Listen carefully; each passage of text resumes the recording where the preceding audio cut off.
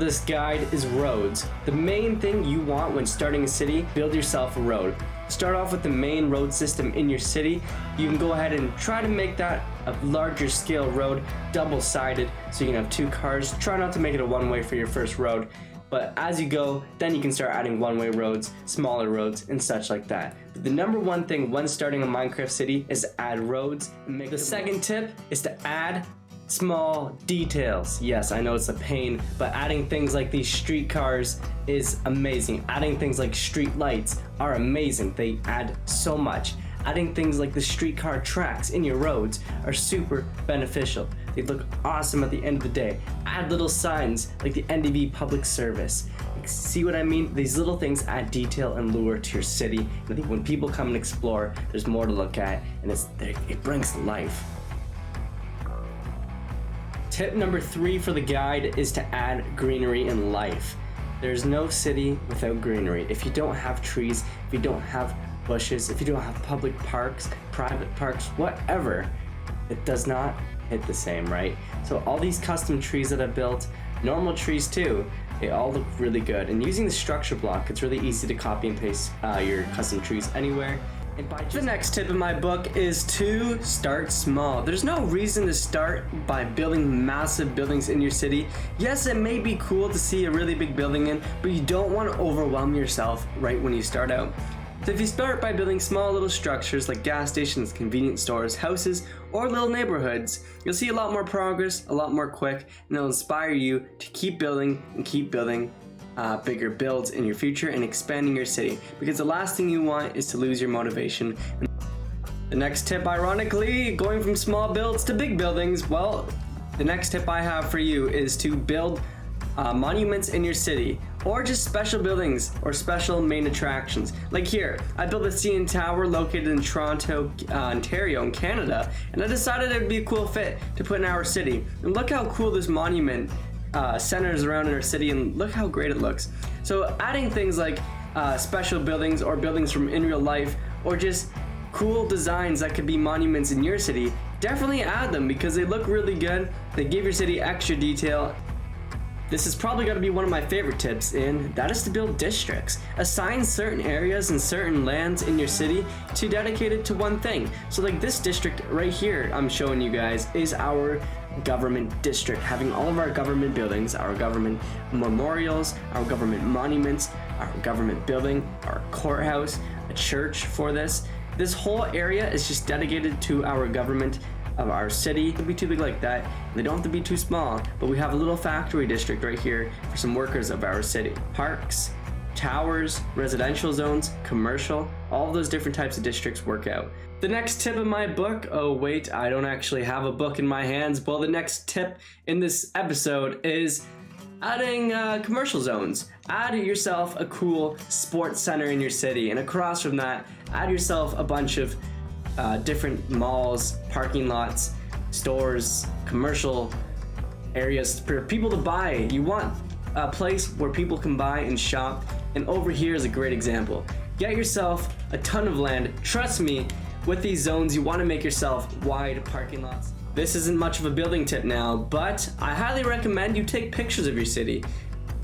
Honestly, the cool pictures you could take in your city, and if you post them on Instagram, if you make like a Instagram account dedicated towards your city, you can get a lot of attraction. You can honestly grow such a cool fan base, and it allows more people, if you want, to come help you build your projects. It's a great way to expand on social media, and it just makes your city look really good. My next tip is custom landscapes. Honestly, every city with custom landscapes, hills, beaches, parks, I love it. They look really good, and it just adds, like I said, it adds life to your city, makes your city look really good. And instead of having a bunch of buildings right there, does that not look better with the park, with the huge monument of the CN Tower overlooking the ocean with a nice park and then our skyline? I don't know, I feel like it can't get any better than that, and it looks really good. My next tip to you guys is to finish your buildings. Seriously, don't leave your buildings unfinished in your city. They look so much better whenever they're finished, and honestly, whenever you go into a city and there's a bunch of unfinished buildings, it just doesn't look good. You gotta finish your builds, you gotta make them Go right to the top. Even if it sucks, even if you started something you don't want to finish that building, because at the end it will look good. It's another building in your city. It's another apartment building. And you can duplicate it afterwards if you want to duplicate it and put it in a couple other spots as well. Another thing is to add cool little stores, like add yourself a car shop, or for example, add yourself a little gas station, add yourself a fire station. Anything like that. They look really cool and they just give life to your city. And just seeing cool little builds like car stations, fire stations, gas stations, whatever, they look cool, and it gives a new area for the player in your city to explore.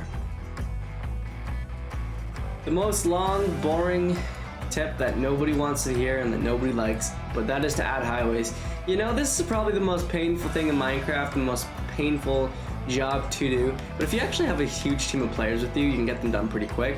But yeah, you can probably get that where I'm going. Add highways in your city. Highways look good. Say you're driving, look how cool the city looks. Like, that city is massive, and just from here it looks really cool, and it gives you new roads to expand from. It allows you to add on to new areas. And yeah, if you have your highway decently far away, you can get a good shot of your city. Just look at how amazing that looks. I actually haven't seen the city from this angle.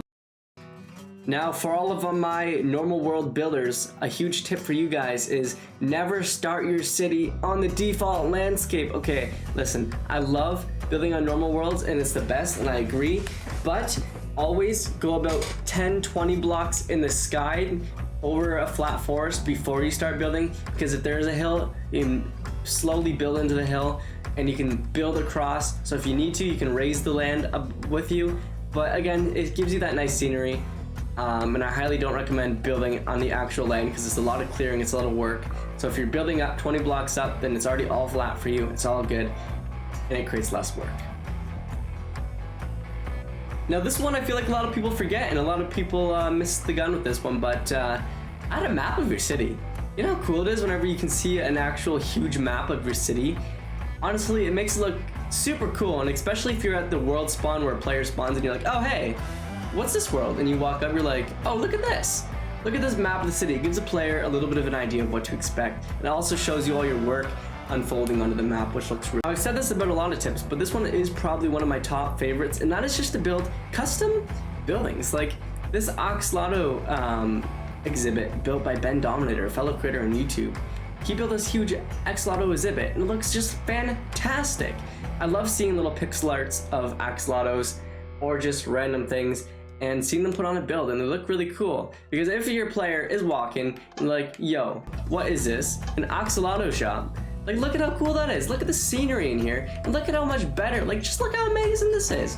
I highly recommend you build things like this, and at the end, you will get a little bit of a kick out of it because you will see an amazing little creation you built in your city, and you're just gonna love it. You're gonna love how it looks at the end, and it just looks amazing.